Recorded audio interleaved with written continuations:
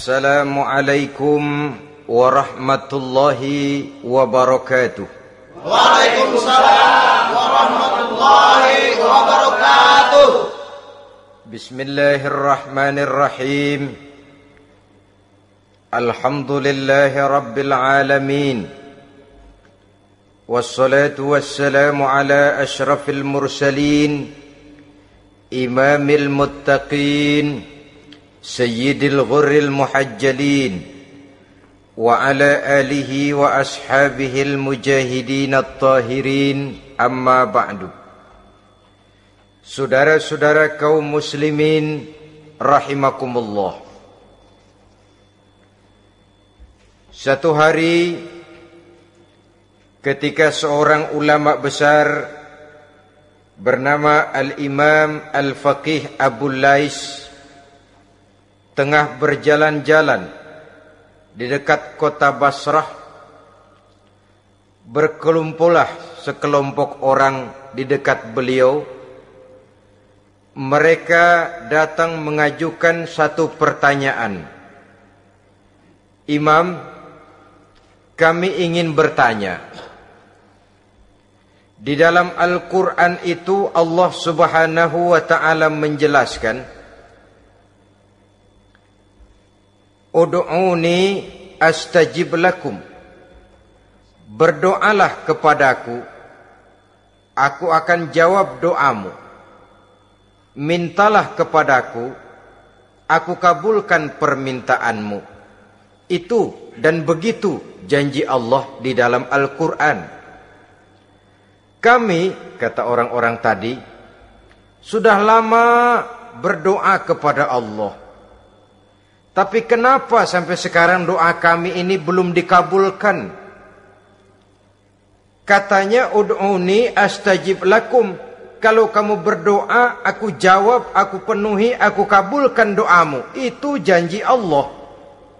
Kami sudah lama berdoa pagi, sore, siang, malam. Nyatanya sampai sekarang doa kami belum dikabulkan. Ini bagaimana? Apa ayat Quran salah? Apa Tuhan lagi lempengan gak denger?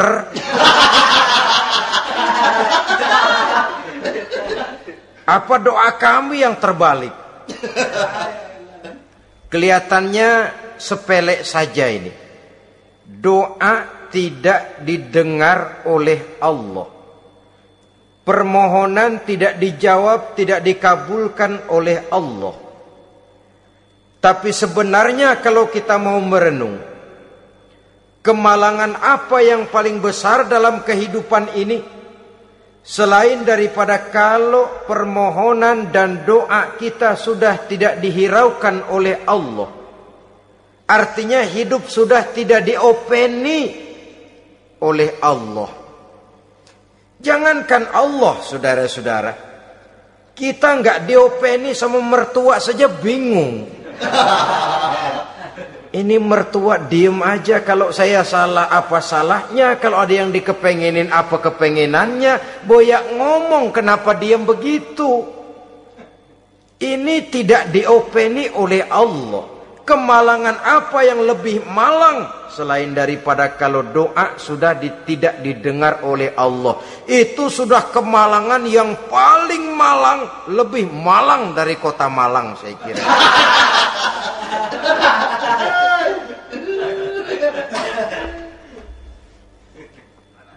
Menghadapi pertanyaan ini, Imam Al-Faqih Abu Lais senyum.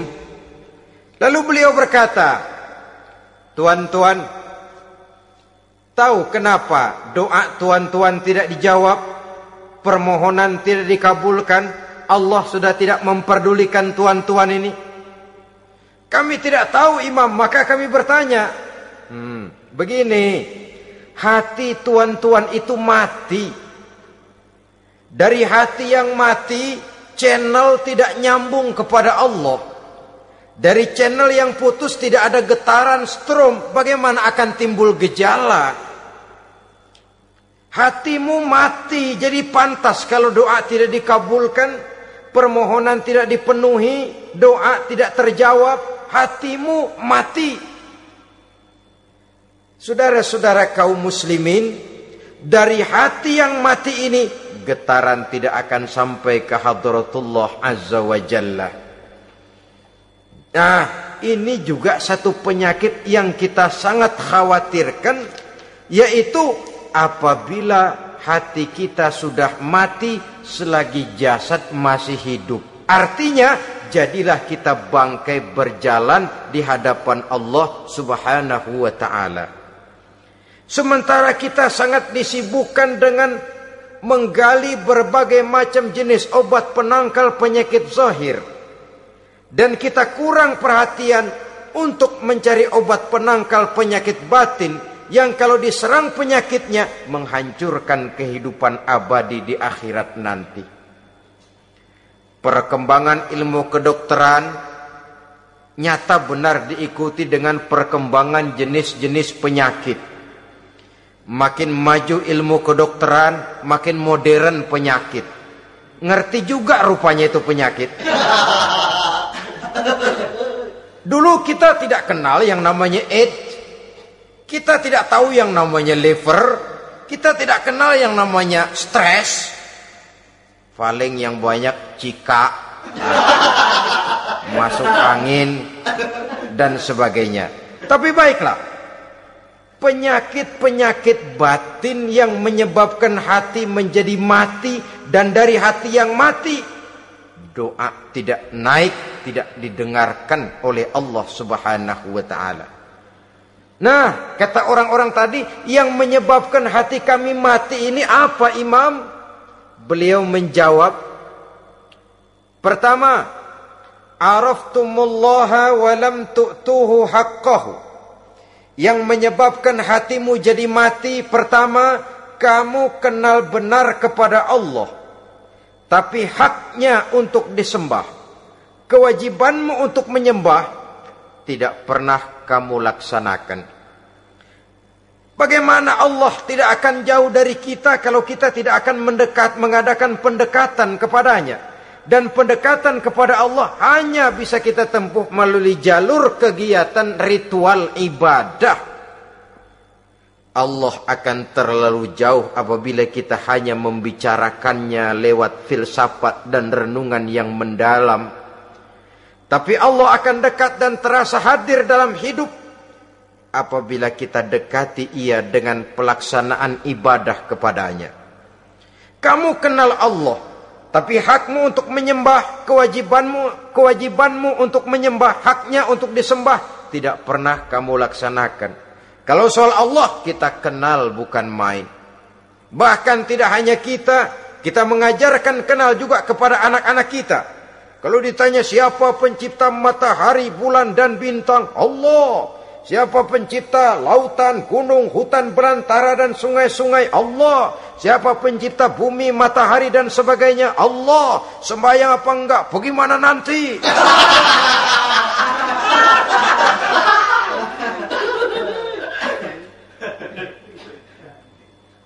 Tanpa pendekatan, Allah akan jauh. Apabila Allah jauh, maka doa tidak akan didengarkan olehnya. Oleh sebab itu, logika mengajarkan kepada kita, berpayahlah dulu, wa mal ladzatu illa ba'da ta'ab, inna ma'al usri yusra. Di balik kesulitan menunggu kemudahan. Nikmat baru akan terasa, kelezatan hidup baru akan terasa setelah kita jerih payah banting tulang peras keringat. Rasanya memang lebih nikmat sepotong singkong hasil cucuran keringat sendiri ketimbang roti dijejelin orang. Ini berarti kita ingin mohon pertolongan kepada Allah, sementara dengan Allah sendiri kita jauh. Sama saja dalam kehidupan kita analoginya, saudara-saudara. Orang tidak kenal kepada saudara, tahu-tahu jauh dari saudara, tahu-tahu datang mau minjem duit.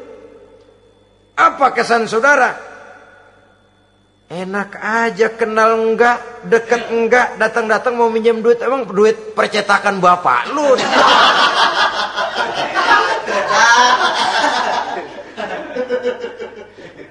Sedangkan yang kita kenal, sedangkan yang kita bertemu tiap hari, Sedangkan yang sering datang ke tempat kita, kalau satu saat dia pinjam duit, toh kita kadang-kadang masih mikir. Apalagi datang nggak pernah, berkunjung nggak pernah, ngobrol nggak pernah.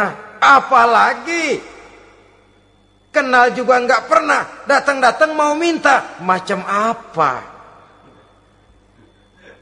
Datang nemuin Tuhan setahun 2 kali. Idul Fitri doang sama Idul Adha. Doa cerewet banget. Apa aja diminta. Saudara hadirin, bagaimana doa akan kabul, permohonan akan dijawab? Jikalau kita jauh dari Allah, kita kenal Allah, haknya untuk disembah, kewajibannya untuk menyembah, tidak pernah kita laksanakan. Itu yang menyebabkan hati kita lalu menjadi mati. Padahal mengenal Allah, setelah mengenalnya, mengadakan pendekatan kepadanya melalui ritual ibadah yang dicontohkan oleh Rasulullah Sallallahu Alaihi Wasallam. Ini hal pertama yang menyebabkan hati jadi mati. Kamu terlalu kenal Allah, tapi tidak pernah menyembah kepadanya. Sama aja orang kerja kagak, habis bulan mau minta gaji. Karena kita jitak palanya. Macam apa? Kerja enggak, tahu-tahu datang mau minta gaji. Kerja dulu yang baik, habis bulan baru enggak diminta pun memang sudah ada jatahnya. Ibadah dulu kita kepada Allah. Soal Allah memberikan karunia kepada kita, itu hak Allah. Apabila kita dekat dengannya, ibadah yang kita laksanakan benar, karunia itu akan datang kepada kita. Saudara-saudara, yang kedua yang menyebabkan hati jadi mati, qara'tumul Qur'an walam ta'malu bih. Kamu baca Al-Qur'an tapi ajarannya tidak pernah kamu amalkan. Kamu baca Quran tapi isinya kamu injak-injak. Sehingga ada peringatan dari Rasul Sallallahu Alaihi Wasallam. Beliau bersabda, "Iza azzamat ummatid dunya wa fi riwayatin dinaron wa dirhaman nuzi'at minha haibatul Islam. Wa iza turikatil amru bil ma'rufi wan nahyu 'anil munkari hurimat 'alaihim barakatul wahyi. Wa iza tasabat ummati saqatat min 'ainillah." 3 peringatan keras, tapi yang merupakan gejala penyakit kita umat Islam diperingatkan oleh Nabi kita. Pertama, iza azzamat ummatid dunya. Apabila umatku telah terlalu mengagung-agungkan dunia, apabila umatku telah jatuh menjadi umat yang materialistis, segalanya diukur dari sudut keduniaan saja, nuzi'at minha haibatul Islam, maka akan dicabutlah dari mereka kehebatan agama Islam. Hilang kehebatan Islam apabila kita jatuh menjadi umat pengagung dunia, penyembah materi. Nilai kita, keberadaan kita tidak dihargai orang lain. Orang memandang kita remeh saja. Orang Islam gak ada apa-apanya, bayar aja. Bisa dibeli, bisa diatur, bisa dikerjain, garap saja. Nuzi'at minha haibatul Islam, hilang dari mereka kehebatan Islam ini. Kenapa? Mereka telah mengagungkan dunia dan menjadikannya sebagai tujuan. Padahal dunia cuma alat, materi cuma alat, harta cuma alat. Yang kedua, wa iza turikatil amru bil ma'rufi wan nahyu 'anil munkari hurimat 'alaihim barakatul wahyi. Apabila telah ditinggalkan amar ma'ruf dan nahi munkar, maka hilanglah keberkahan wahyu. Ini yang ada hubungannya dengan masalah kita. Kita baca Quran, kita tidak amalkan isinya. Bagaimana hati tidak jadi mati? Amar ma'ruf dan nahi munkar ditinggalkan orang, hilang keberkahan wahyu. Pada saat itu boleh jadi Quran ada, tapi cuma tinggal tulisan saja. Islam ada, cuma tinggal sekedar nama saja. Diseminarkan, disimposiumkan, dimuktamarkan, tapi tidak dijabarkan dalam kehidupan sehari-hari.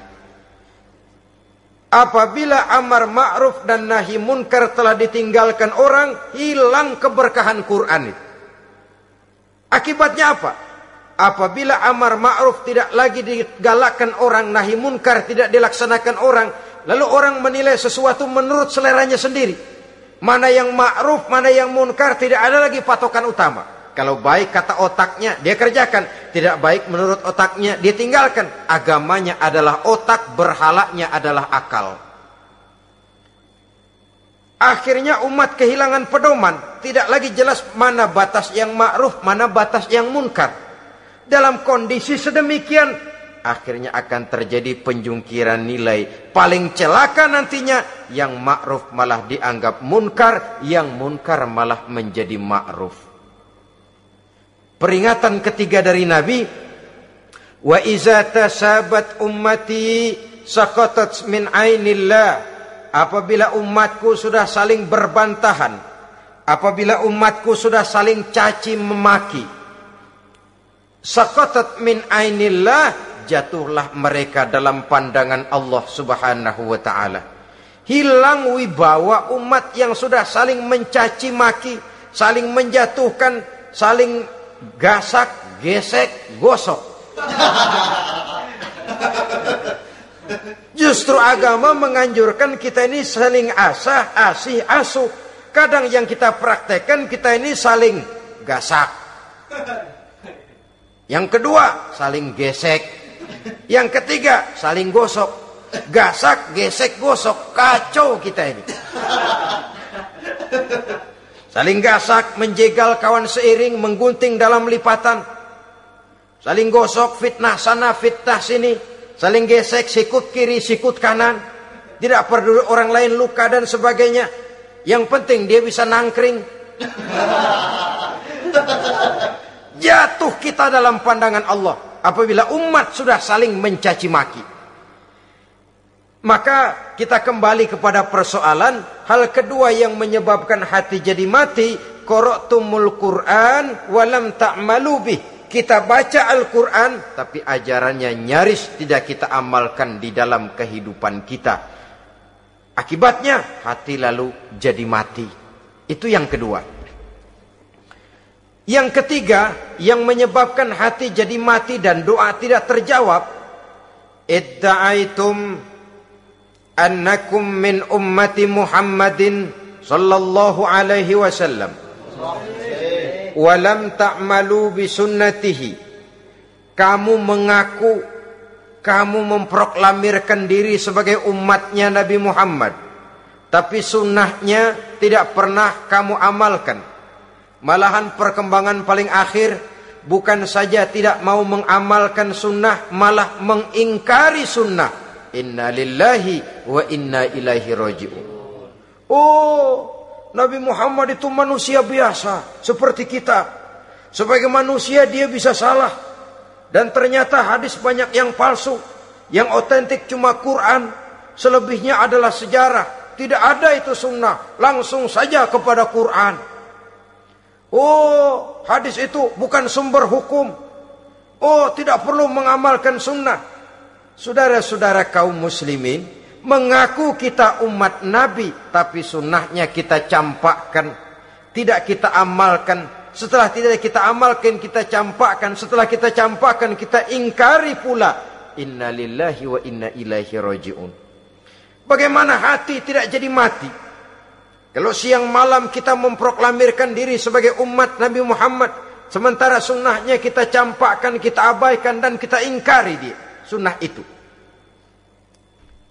Padahal, jikalau sekarang kita mengenal Islam, jikalau kita sekarang ngerti halal haram, tahu hak batil, bisa memilah dan memilih antara yang ma'ruf dengan yang munkar, itu utamanya adalah karena jasa Nabi Muhammad SAW, yang dari generasi ke generasi dilanjutkan oleh para sahabat, oleh tabi'in, oleh tabi'in, terus oleh para ulama-ulama sampai kepada kita sekarang ini. Walaupun beliau hanya berfungsi sebagai penyampai, tapi kepribadiannya dijadikan model oleh Allah Subhanahu wa taala di dalam kita melaksanakan kehidupan beragama. Bahwa beliau manusia seperti kita, memang dalam arti unsur biologisnya ya manusia, punya darah, punya daging, punya hati, punya perasaan, bisa sedih, bisa gembira, tetapi beliau itu termasuk basyarun la kal basyar, manusia yang tidak seperti manusia pada umumnya, punya spesifik. Dan itu wajar sebagai seorang Rasul pilihan Allah, apalagi merupakan Rasul pilihan dari sekian puluh pilihan. Bahwa jamrud itu batu memang, tapi nilainya kan berbeda dengan batu kolar. Satu truk batu kolar dengan barangkali segenggam batu jamrud, nilainya tentu jauh lebih mahal batu jamrud. Kalau soal batunya, sama batunya, tapi nilainya berbeda karena esensinya berbeda. Kita manusia, Nabi Muhammad juga manusia, sama manusianya memang, tapi kualitasnya, nilainya tentu jauh panggang daripada api. Itu sebabnya Allah menjadikan beliau sebagai model. Laqad kana lakum fi rasulillahi uswatun hasanah. Di dalam diri Rasul itu terdapat contoh teladan yang sangat baik bagi kita. Oleh karenanya, pada pertemuan kali ini, apabila kita konsekuen mengaku umat Nabi Muhammad, marilah konsekuen juga menegakkan sunnahnya. 3. Yang keempat, yang menyebabkan hati jadi mati dan doa tidak terjawab, akaltum ni'mata rabbikum walam tashkurulah. Tiap hari kamu makan nikmat Tuhanmu, tapi kamu tidak pernah mau bersyukur kepadanya, kepada Allah Subhanahu wa ta'ala. Nikmat Tuhan kita doyan banget, tidak pernah sehari dan sesaat pun terlepas diri dan hidup ini dari nikmat-nikmat yang diberikan Allah. Sejak kita bangun tidur sampai tidur kembali, bahkan tidur itu sendiri, di pasar, di sawah, di kantor, dimanapun kita berada, nggak pernah nikmat Allah berhenti. Hidup kita dalam alam diberikan segala fasilitas untuk menunjang kehidupan. Nggak pernah Allah pasang pajak matahari, nggak pernah Allah pasang pajak gas udara. Nikmat-nikmat yang banyak itu tiap hari kita kecap, tiap hari kita nikmati, tapi kita tidak pandai bersyukur. Padahal Allah memberikan peringatan keras dalam hadis qudsinya, man lam yashkur ala na'mai wa lam yasbir ala balai falyakhruj min tahti samai wal yatlub rabban siwaya. Siapa yang tidak mau bersyukur terhadap nikmat yang aku berikan kepadanya, dan tidak mau bersabar terhadap ujian yang aku berikan kepadanya, silahkan keluar saja dari kolong langit ini dan cari Tuhan selain aku. Diusir oleh Allah. Kalau orang tidak mau bersyukur terhadap nikmat yang aku berikan, dan tidak mau bersabar terhadap ujian yang aku timpakan, keluar dari kolong langitku, keluar, cari Tuhan selain aku. Diusir. Lah yang ngusir Allah. Anak sekarang bilang mau ke Menong.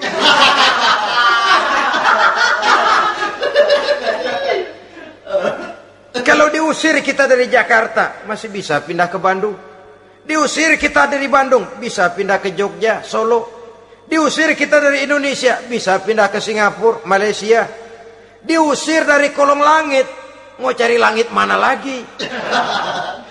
Kalau kau tidak mau mensyukuri nikmatku, tidak sabar terhadap ujian yang aku berikan kepadamu, keluar saja, keluar dari kolong langitku ini, cari Tuhan selain aku. Kalau istilah kita mah Tuhan udah jengkel banget udah itu. Nikmatku, yang nikmat yang aku berikan kau makan, tapi kepadaku engkau tidak pernah mau bersyukur. Saudara-saudara kaum muslimin rahimakumullah, wajar. Kita dulunya tidak ada, sekarang ada, nikmat. Susunan biologis manusiawi kita demikian cantik, nikmat. Tinggal di bumi, fasilitas yang kita perlukan disediakan, tinggal kemampuan kita mengelolanya. Nikmat.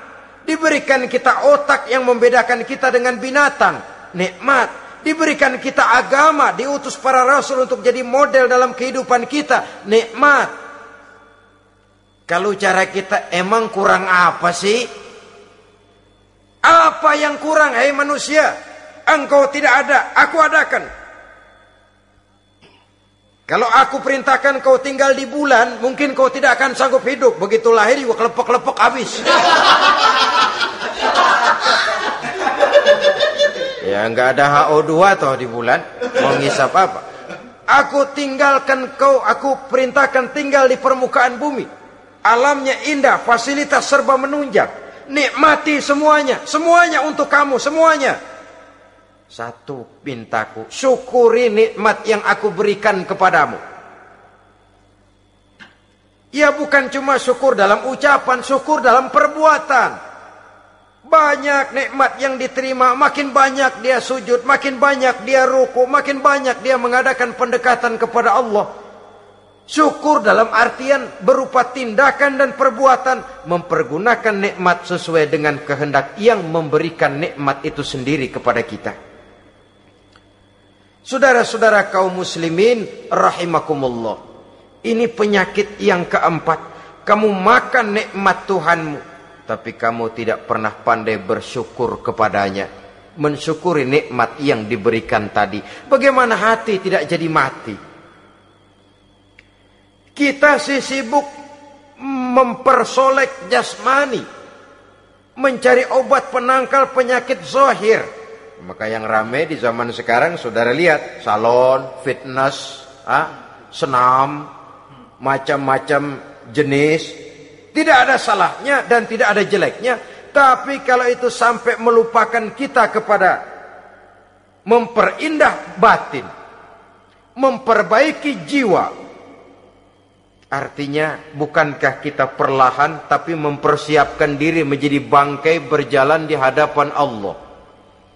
Dengan operasi plastik, yang pesek jadi mancung, yang sipit jadi belok,